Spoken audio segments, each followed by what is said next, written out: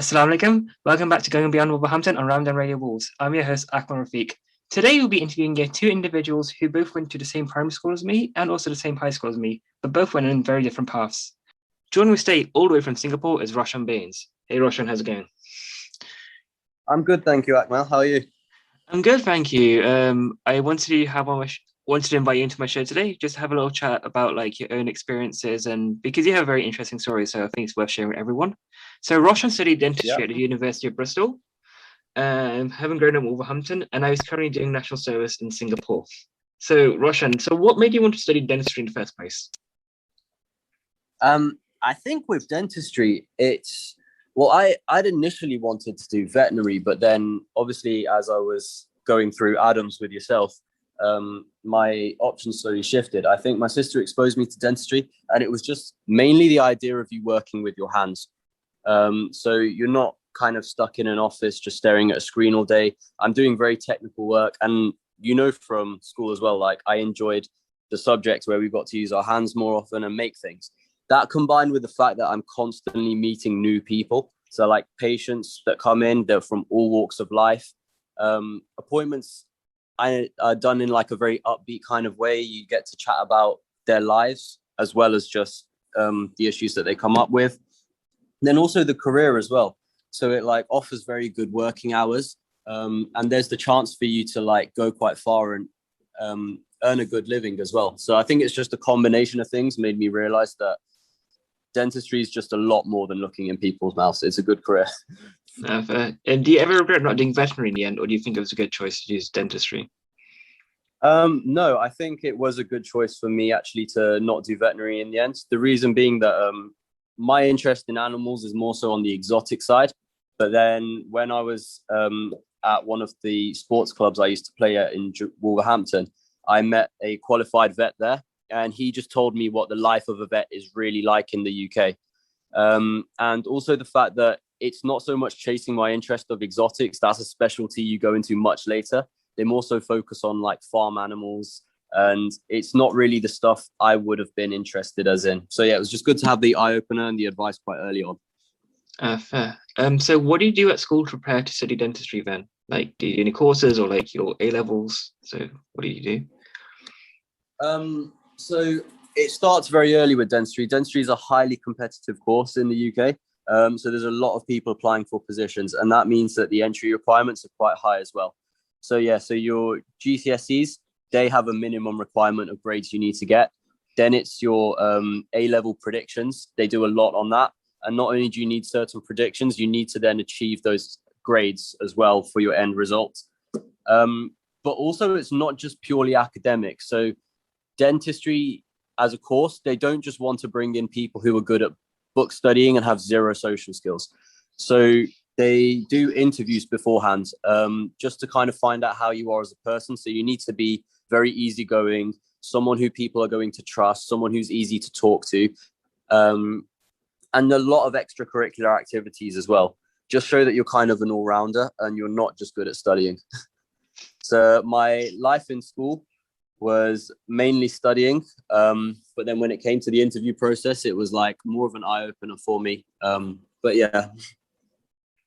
It sounds very similar to medicine, right? The whole application process. Like, are there many differences to look out for?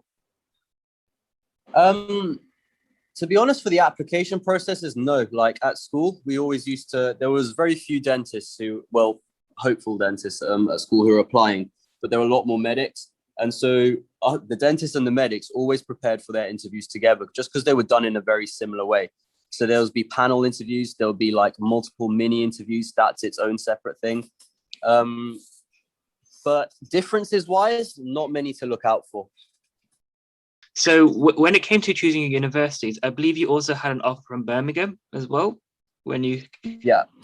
So in the end, you went to Bristol. So what made you choose Bristol over Birmingham? So one of the reasons I was considering Birmingham was just because it was a familiar city. I know a bit about it, and they just spent a whole load of money on a brand new dental school. So it was like completely new facilities. That was the bit that was enticing me there. But then ultimately, I just kind of wanted to experience new things. Bristol's a city I'd never been to before. I'd never really looked into it that much. But when I got the offer from it, I started researching the city and found out it's incredibly vibrant and there's a lot going on. So yeah, I just wanted to get out of the area a bit and explore life outside of the West Midlands.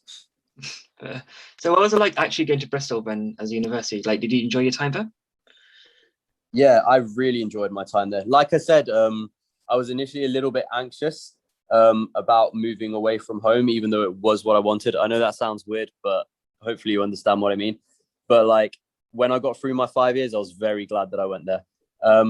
Just the people are very friendly down there. There's always something going on in the city. And the bit that I love about Bristol as well is that even though it's classed as a big city in the UK, the area we stay as a student is quite small.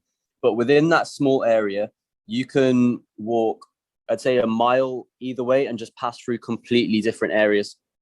There's like the Clifton Suspension Bridge, which is very scenic countryside, and just like quite a kind of posh feeling about it. But then you can walk through an area called Stokes Croft, which is more so where like all the edgy kind of people hang out, and it's the more quirky side of Bristol. But yeah, there's just a whole load of different areas that you could literally feel like you're in a different city in each one. And what was it actually like studying dentistry? So I know, for example, for medicine, it's like your first 2 years are very theoretical heavy, and then your last 3 years tend to be a lot more practical based. Is it similar with dentistry? Yeah, so in dentistry, the first year I was a little bit disappointed because for me, it just felt like I was back in an A-level science classroom. So what their aim there was for the course was just to bring everybody up to the same speed with the scientific knowledge. So we had three main modules. It was biochemistry, physiology, and anatomy, and not much dentistry, the bare basics of dentistry. So for that one, it was just a little bit tedious to get through. But then when we got into our second year, they introduced us to patients. And we were just introduced to like talking to the patients, getting used to them, but we weren't handling complex treatments at all. So there wasn't really much scope for us to go wrong. It was just getting us used to the patients. And then, yeah, as the years progress, your responsibilities when it comes to patients and treatment planning for them, they increase massively as well. So I think it's just like they like to progressively build you up throughout the dental course. Okay. And as part of that process as well, you do something what's known as an elective. So can you tell us what an Yes. elective is and like what you did during your elective? Okay, so electives can kind of mean slightly different things for different unis, but like for our uni, what they told us was that it would be between our fourth year and our fifth year during the summer holiday gap.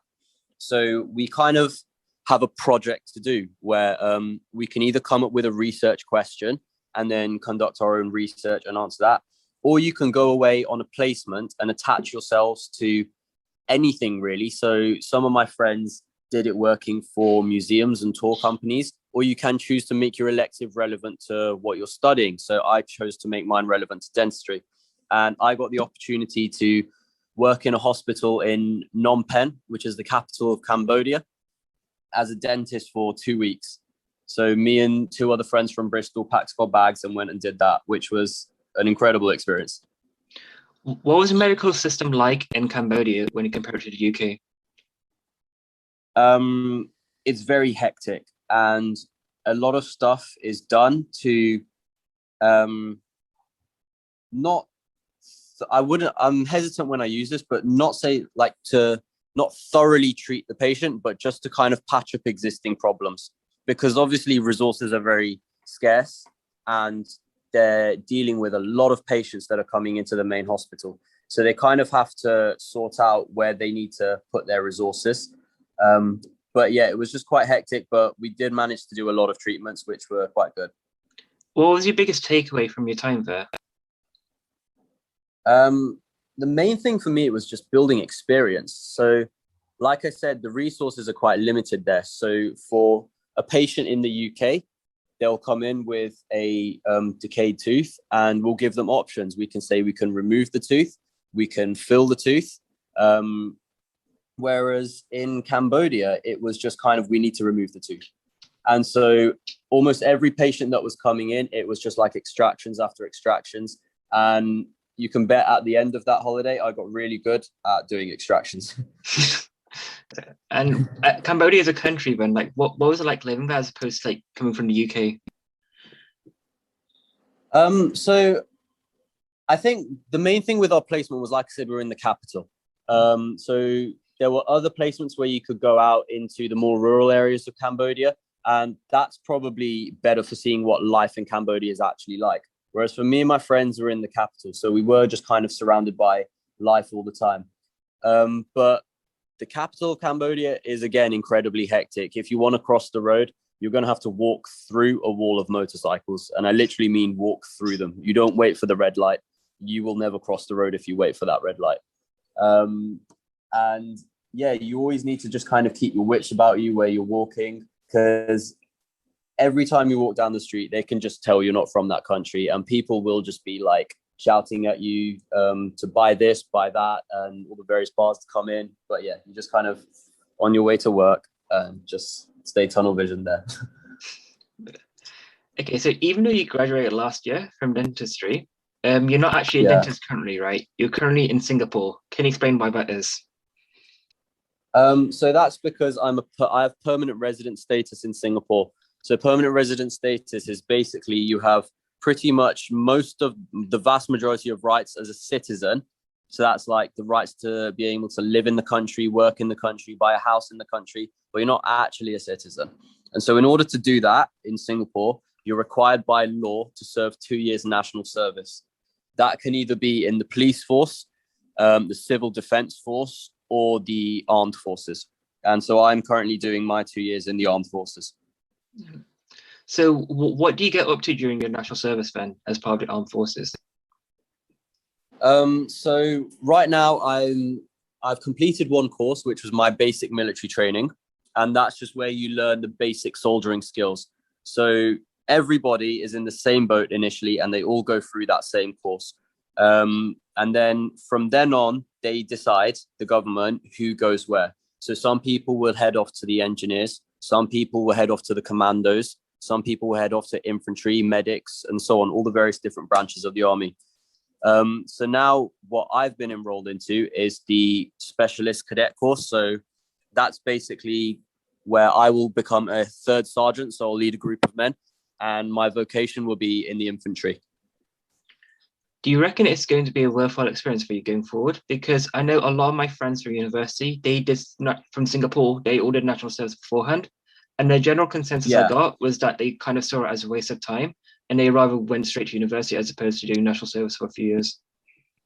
Yeah, I feel it's just heavily dependent on who you are as a person and what your values are. So I can see why some people over here don't like it, because they're just not interested in army. And so that would be why they get forced to do it, and they just look at it as the government stealing 2 years of their life. Whereas, like, if you have a more positive outlook on things, there are things that you can learn from this place.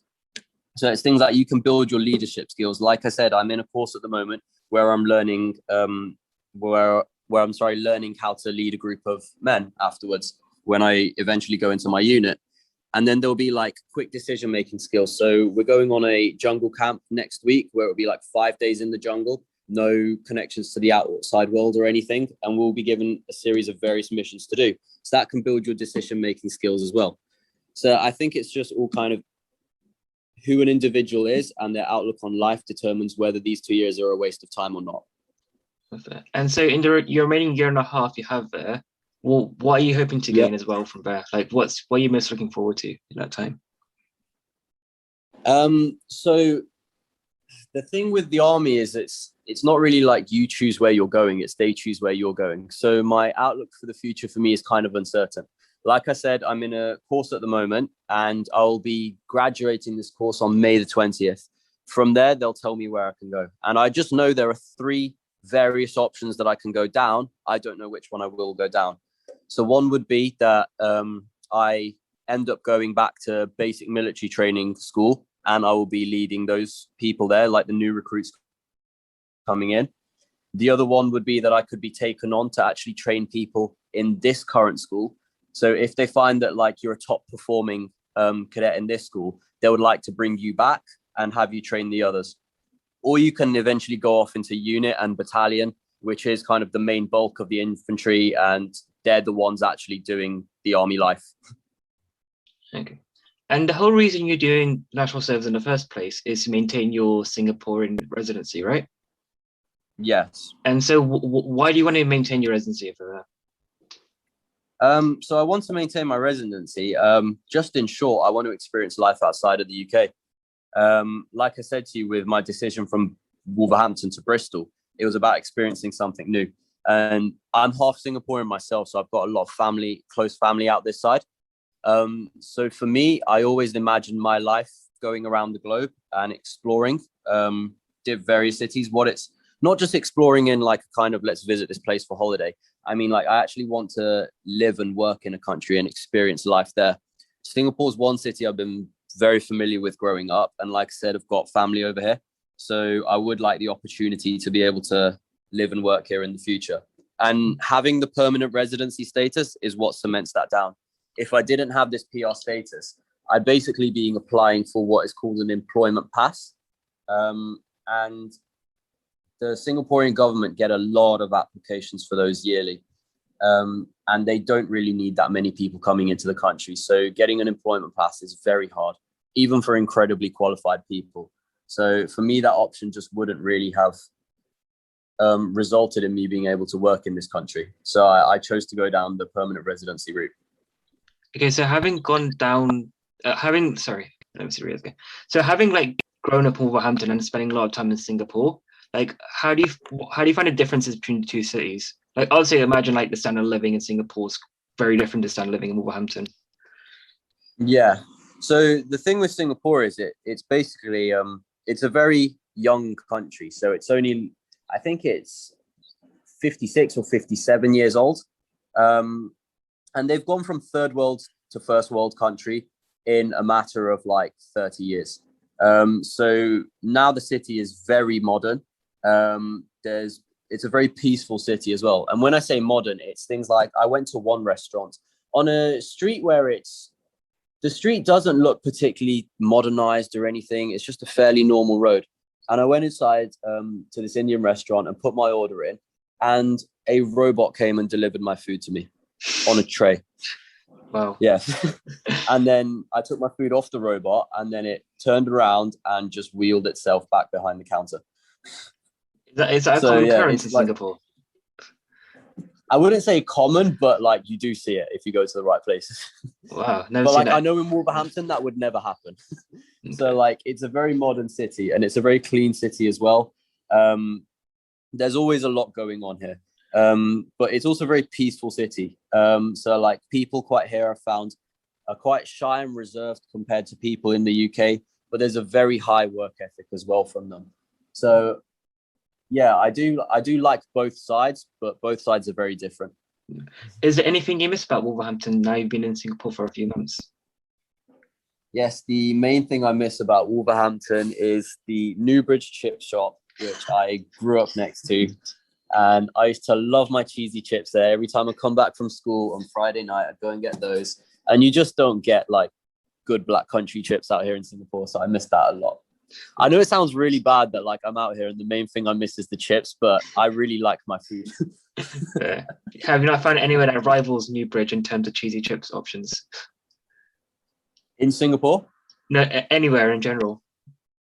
Oh, no, not at all. Like as soon as I come, I've always said this, even if I like move wherever in the globe, I'd always come back to the UK, visit Wolverhampton for those. How about, wait, I remember you used to be a fan of, was it Ganeros back in Newport? Are you still a fan of that? Yes, Ganeros. See, that's another one I want to go back to as well. But we were discussing Wolverhampton here, so I didn't want to say Newport. But yeah, so the trip would basically be I come back to Wolverhampton, get the chips, drive all the way to Newport, get the Ganeros, and then just life is made. Nice. Good food. And since you've been, so obviously your family in Wolverhampton, have you had a chance to meet much of your family in Singapore whilst doing national service, or have you just been stuck with the army? No, so like I said, it's not like the full 2 years are spent in army camp. You do get your free time as well. So you will have to be in there Monday to Friday. And you basically get to book out for 48 hours exactly on most weekends. So there is the chance for you to have your life outside of army camp as well. Okay. So like I have been enjoying that. Like I will stay with family, and like I said, they're very close family out here as well. So I do go back and enjoy that, like kind of relaxing time away from army camp.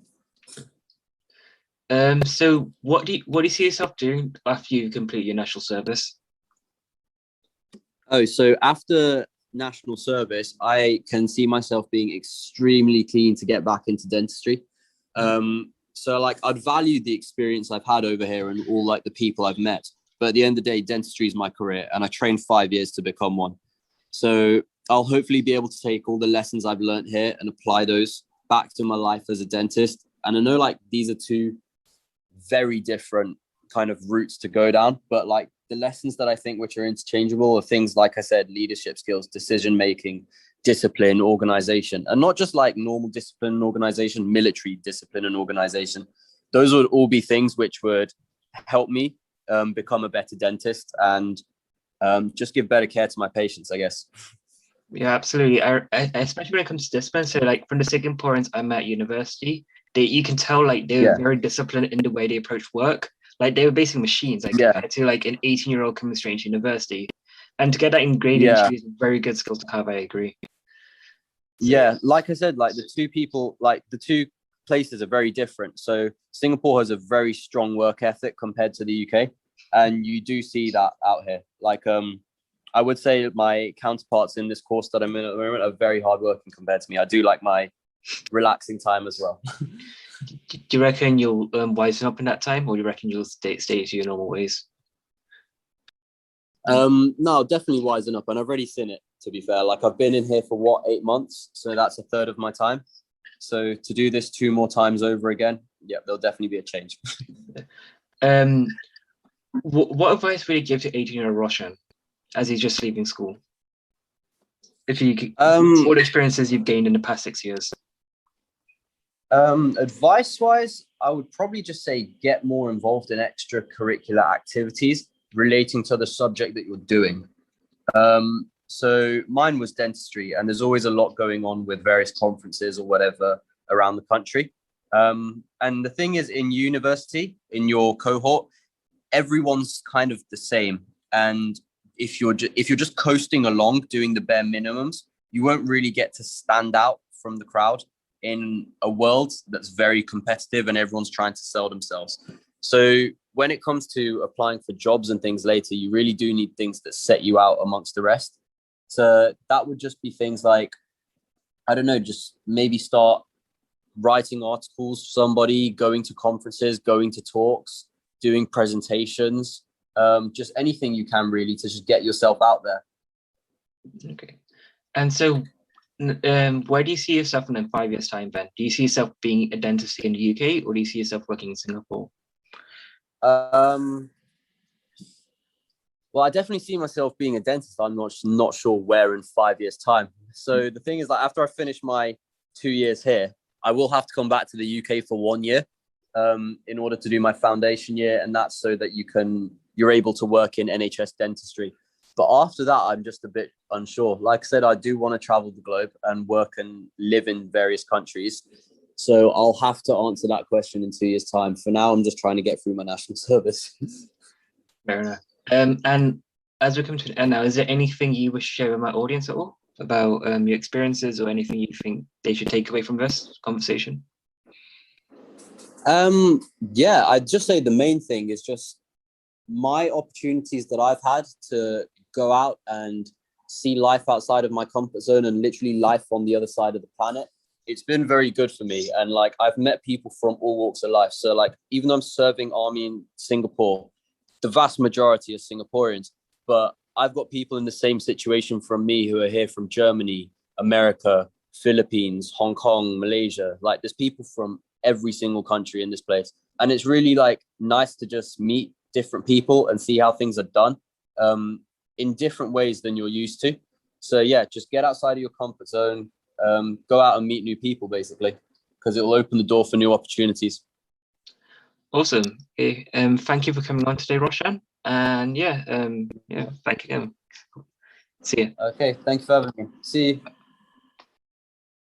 Okay, and that brings us to our ad break. And after the ad break, we'll be interviewing another guest. Tune in then. This is Ramadan Radio.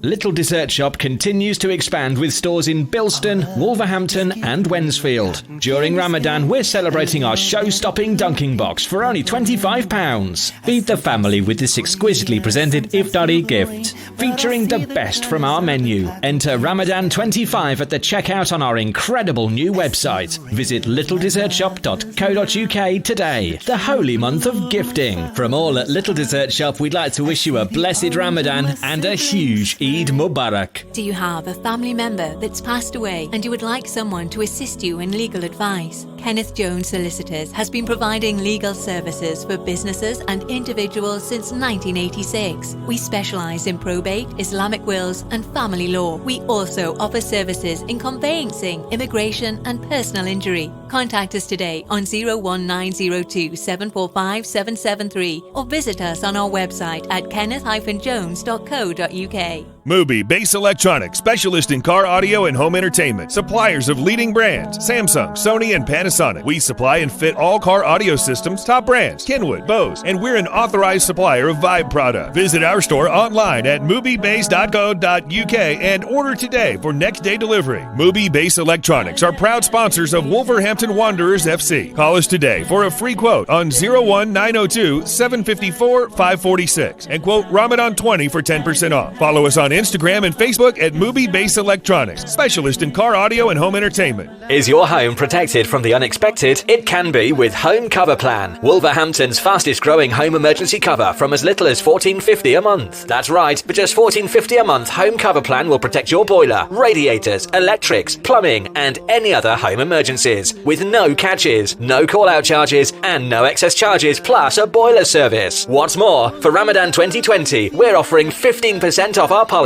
with the code Ramadan15. Go to homecoverplan.co.uk now and join the many thousands already enjoying the benefits. Your tyres are essential for safe driving. They're the only link between your vehicle and the road. At Premier Tyres, we proudly stock leading tyre brands such as Goodyear, Michelin, Pirelli and more. We're also your go-to garage for MOTs, servicing, exhausts and all your mechanical needs. With the most affordable prices in town, unmatched quality, knowledgeable and fully qualified mechanics, we will look after your car no matter the make or model. Premier Tyres, Crown Street, WV1 1PX. Call 01902 455 684 or visit premiertyreservices.com. Are you in receipt of benefits and looking for cavity wall or underfloor insulation?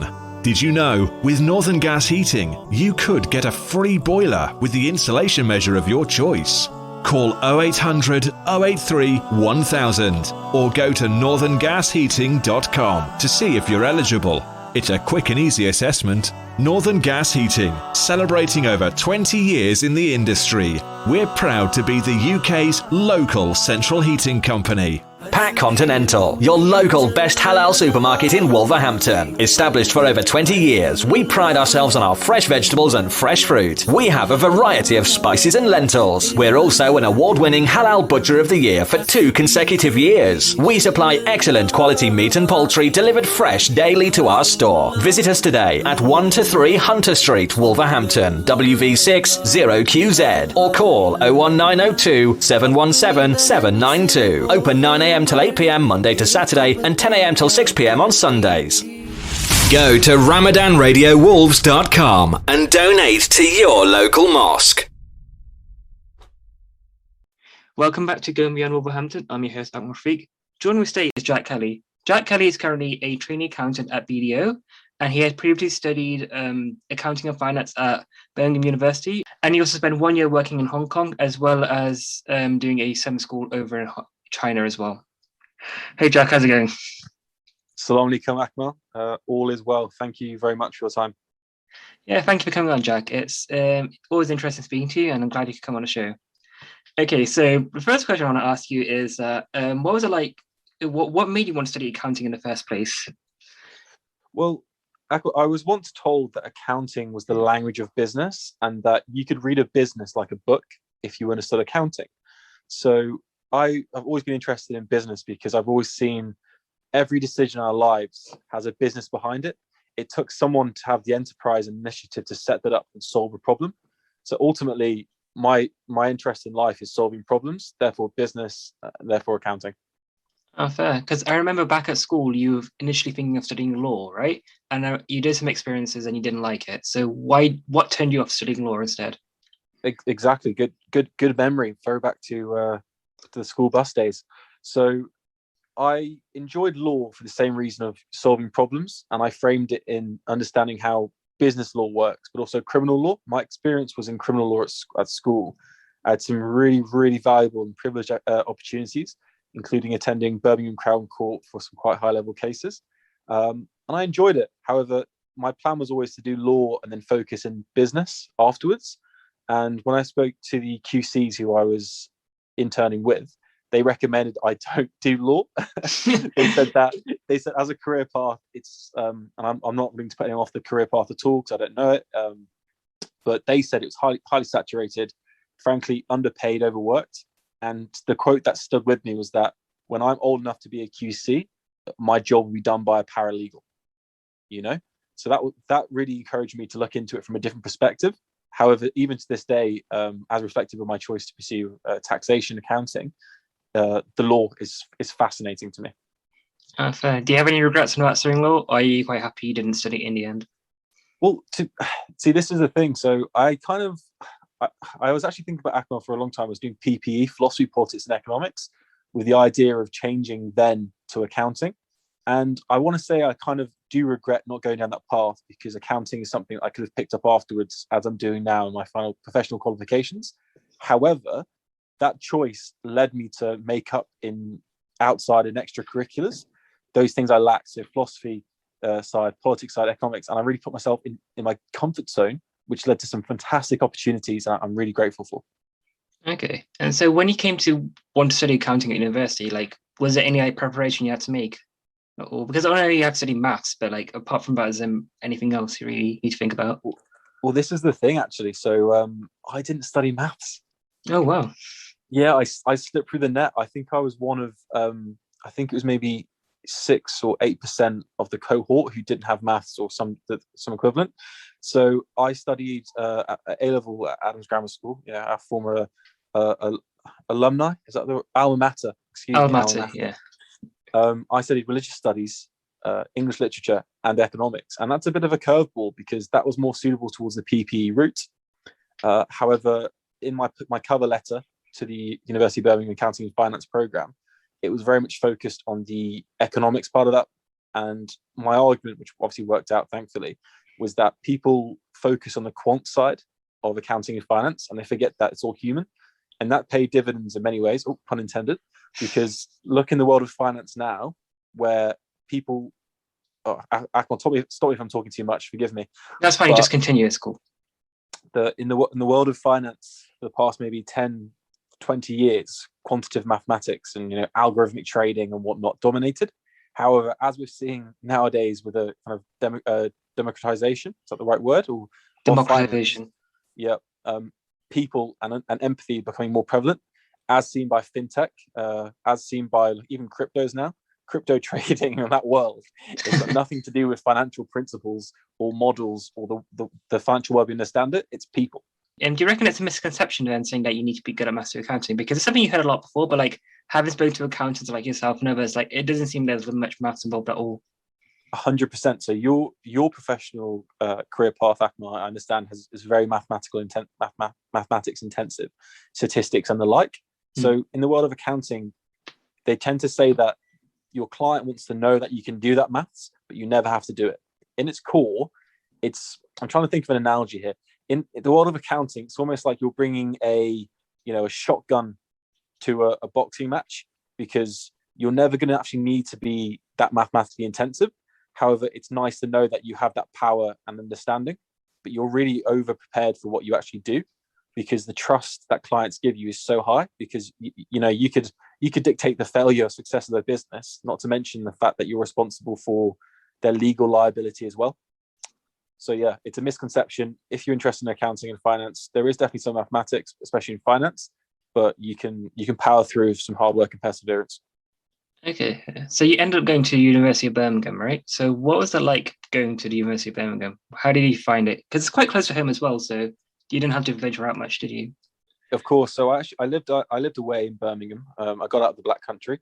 So I firmly recommend the university, by the way, well regarded and all that. But for me, I really enjoyed the fact it was a campus university. I enjoyed the fact that I was able to. A big contributor, to be honest with you, was I played Gaelic football. Shout out St Mary's in Wolverhampton, and they have a really good Gaelic football team at the University of Birmingham, and that pushed me to consider it. But no, yeah, it's a campus university, access to Birmingham, which is an up and coming city, as we all know, very international, which was important to me because it's something I value. And also the academic program was reflective of how I wanted to study, because I wanted a very broad understanding of accounting and finance, albeit that wasn't necessarily the case in reality, but I covered a lot of things and I was very happy. Okay. And whilst you're at Birmingham as well, you managed to pick up a couple of scholarships as well. So the first one I want to touch on is the Enterprise Scholarship you picked up. So you can explain what that was and like how you got it. Sure. This is one of my perhaps one of my proudest achievements, purely because it was so unexpected. I was helping a lot of my friends initially with their business ideas. So people come to me offering for support, consulting, and whatnot. And then that motivated me to set up a student society called Startup Society in my second year with some friends. And before we knew it, we had maybe 50, 60 members on a really pretty regular basis from a variety of disciplines. Obviously dominated by computer scientists and engineers, as is the world. But during that voluntary work, the university recognized the growing need for entrepreneurship within the university. I applied for the scholarship and was awarded it. I was really fortunate that they have a program at University of Birmingham called Beat Enterprising, who is led by a chap called Muhammad Ali. He is, and Kerry Brune as well, tremendous mentors and leaders, entrepreneurs in their own right, who make a lot of time for students. And yeah, that it was a really, this is my point about working outside of disciplines. I felt that my accounting and finance allowed me to operate within those circles and add value to people, because everyone had to have finance, everyone had to have accounting in their business. So I had a lot of fun, learned a lot, and the scholarship was really the cherry on top. And also along with that scholarship as well, you also had a scholarship to study abroad as well. Am I correct? Yeah, for sure. So there's a scheme. This is pre-Brexit, called Universitas 21, which is a kind of an Erasmus of sorts. And again, I applied for a scholarship to study at Hong Kong University Summer School back in 2017 was it, I think. And again, it was quite a rigorous interview process because it was quite competitive. But I was just very honest, and I was like, look, I've never been to Asia. My exposure to that part of the world is very minimal, and I'm really excited. I'd love to learn more, and frankly, the role of China in the world is becoming more more significant.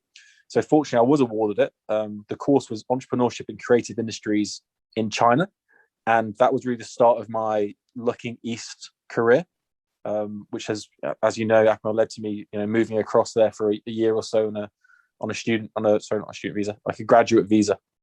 Okay, so what was it like going to Asia for the first time, Ben, when you went there? Like, how did it open your eyes?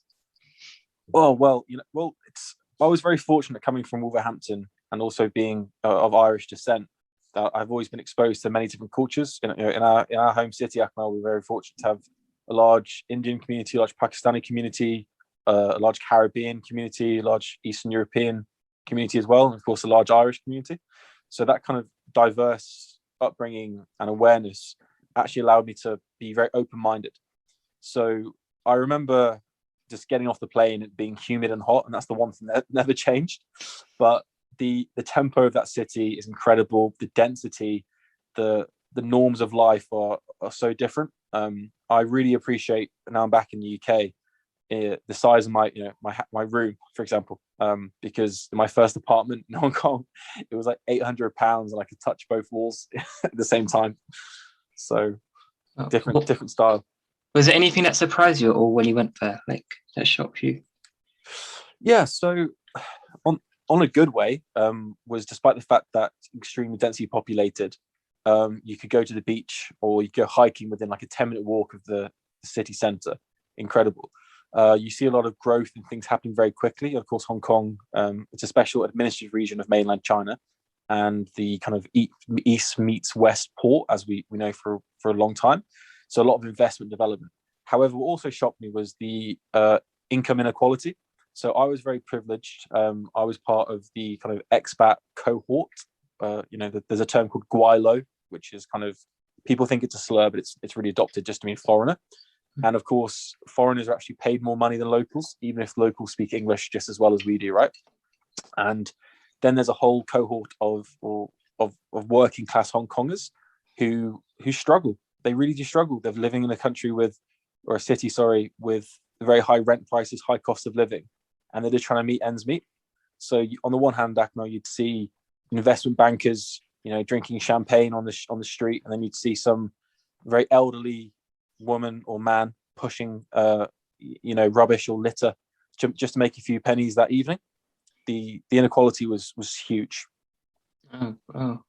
Do you reckon you see such inequality as well in the UK, or was it just a bit more? What's the word? A bit more profound, maybe. Yeah, a bit more profound over in China.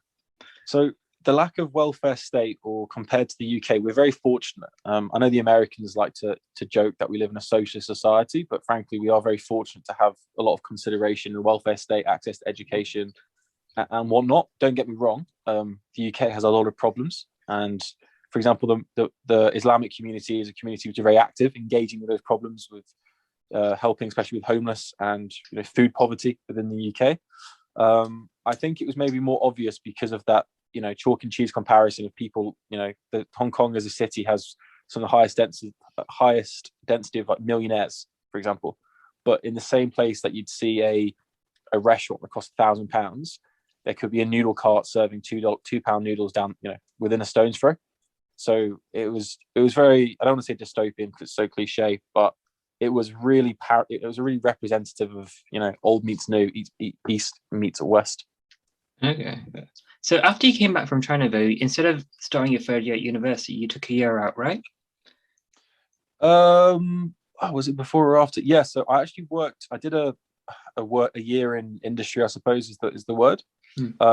At a bank called Handelsbanken in Birmingham Temple Road. So whilst there, I was working essentially in corporate banking, but universal banking services, if we're being formal, focusing on high net worth individuals and kind of established clients. So this was a real privilege, really, one working in city centre of Birmingham, but having that kind of boutique exposure to very successful individuals and successful families and successful businesses. I really enjoyed, because this was it allowed me to show obviously my mathematical competence, but also my ability to converse and understand with the softer skills, which we talked about earlier. For example, cultural awareness, philosophy, politics, and whatnot. Okay. What was the biggest takeaway you got from that year in industry? I remember one memory, Akmal, and it's a funny one. I did a presentation whilst there. I think this was before I went to Hong Kong, by the way. It must have been. Okay. It was, but I did a presentation whilst there about Brexit. The threats and what I predicted would be the threats of Brexit. Obviously, a lot of that came through, and it was actually circulated within the bank, which I was very proud of. I also hosted a seminar for members of the Birmingham business community, the Chamber of Commerce, about opportunities within China. And something very funny happened. Some mainland Chinese, business people came in for a chat, and they were asking about buying the Victoria Park, Pigeon Park, so they could knock down the cathedral and put apartments on it. And they were. I was like, sorry, chaps, that's not really, you don't really do that. It's part of, it's history and the government. And like, oh no, any price, we'll do it, And that's just a funny little anecdote, because again, it links to where my future ended up being more East Asia facing. Okay, so let's fast forward to the end of university then, and you ended up in East Asia then. So how did that happen? So it was really impactful for me to go to Hong Kong. What I really enjoyed most about it, Akmal, was being in a place where everyone, at least I knew, was really hardworking, really passionate, and at the top of their field. So I knew I wanted to return and learn more about China, because I'm a firm believer that China is, very much the future in many ways. My final year essay at university was about fintech, about financial inclusion within the Chinese market, which I can talk about all day. In short, there's 500 million people who are about to get bank accounts, and that's pretty important. But I got a holiday working visa for a year, and actually entered like a kind of a sales job, which was related to finance, but not really using my skills.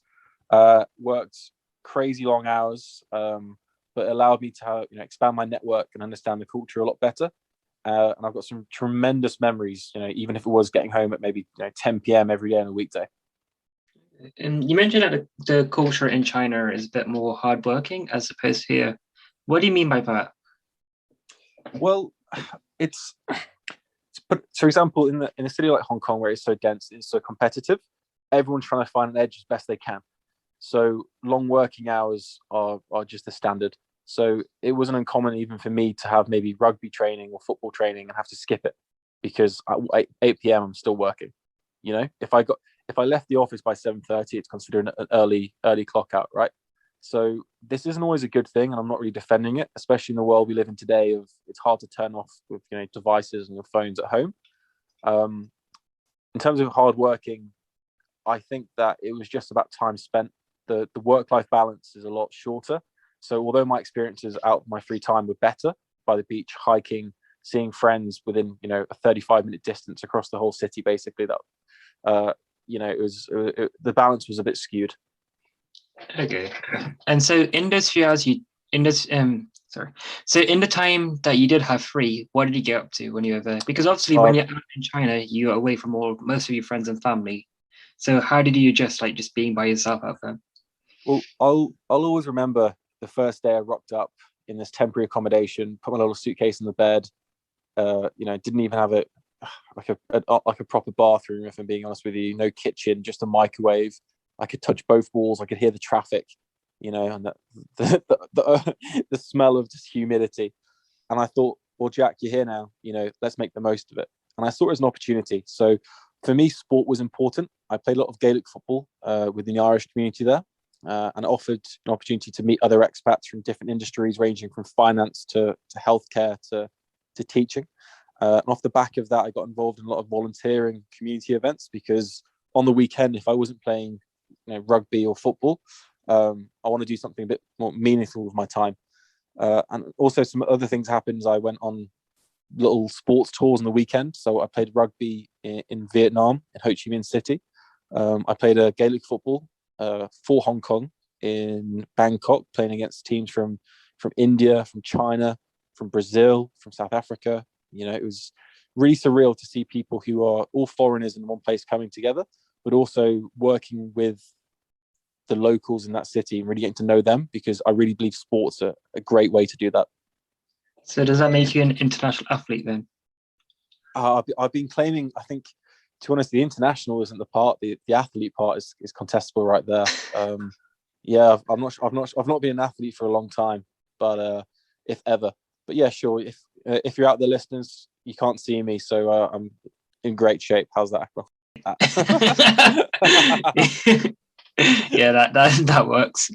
Okay, so however, you've spoken quite highly of your time over there, and you kind of see China as a future. But currently, you're not working in China, are you? You're now back here in the UK. For sure. So I'm working for BDO in the taxation graduate scheme, specifically actually expat tax and expat tax and business tax, which links to my experience in Hong Kong. So, for example, in the current COVID climate, where everyone's working from home and working remotely, that has a lot of tax implications. Now you've been working this job and you've had that experience from Hong Kong and uni. What advice would you give to yourself as you left school? So go back a few years when you're 18. What advice would you give to yourself? Well, cracking question. Well, first and foremost, when I was 18, the Rafiq clan was still running the school. Hamza et al. coming through the ranks. So when I was 18, I'd say simply this. I'd say, first of all, relax. I used to be stressed out about a lot of things that probably weren't worth stressing out about, whether about academic, career, or comparing yourself to others when it comes to checkpoints in life. And I've realized that one should aspire to be content and happy above all. And when you're in that mindset, that allows you to make better decisions that you will benefit from the long term. So a big thing for me when I was 18 was trying to do so much that you ended up doing not so much at all, often being a bit too hard on myself. So I recommend for people coming up, maybe leaving sixth form, looking into opportunities such as university or perhaps even not university, to not really worry about what they think they should do, but try and do what they want to do. Don't get me wrong, I'm not saying follow your dreams blindly. I'm saying see what makes you happy and try and make sensible commercial decisions that allow you to work towards that goal. Okay. And as always, ask this every single person. So we've looked at the past, now we want to look towards the future. So where do you see yourself in 5 years' time, Jack? Tough question. I think that in 5 years' time, I'm probably going to be potentially abroad. Frankly, I'm working within the taxation team, and it's not unfounded that will lead to other opportunities, whether in America or Asia. I firmly believe that as a country, especially in the post-Brexit climate, we will be looking more towards Southeast Asia than ever. Emerging economies, the likes of Vietnam, Thailand, are going to become more prevalent. In terms of Southeast Asia, such as India, Pakistan, Bangladesh, those are the places which I feel that in the UK, because we've got such strong ties, such as those within the Islamic community, that's where the opportunities lie. So yeah, somewhere around that mix, there's room for some pale Irish, white British guy who can't speak any foreign languages bar GCSE French and a spot of German. Who knows, Akmal? Who knows, indeed. And so, from our conversation today, then, out of everything we talked about, what's the one thing you want the audience to take away from our conversation? Look, I could be generic and mean it. Be kind to each other. Do unto others as you do upon yourself. But I'd simply say this: empathy. Empathy is the most important thing, the most important skill anyone can have in life. It serves you well in your employment, your work, your business. It serves you well in your personal life. It serves you well in your relationships, your health. And I truly believe that if the world was more empathetic to others, especially to those maybe having a tough time, need their help, or more vulnerable, the world would be a better place. Okay, cool. Those are some very wise words there, Jack. Thanks for coming on today. Akmal, it's been a pleasure. Thank you all for listening. So is it Ramadan Mubarak? Ramadan Ma Ba Ba Rek. Okay. Say it. 3, 2, 1. Ramadan Mubarak, everyone. Cool. And that brings us to the end of this week's show. Thank you for tuning in, and see you guys next week. Assalamu alaikum warahmatullahi wabarakatuh.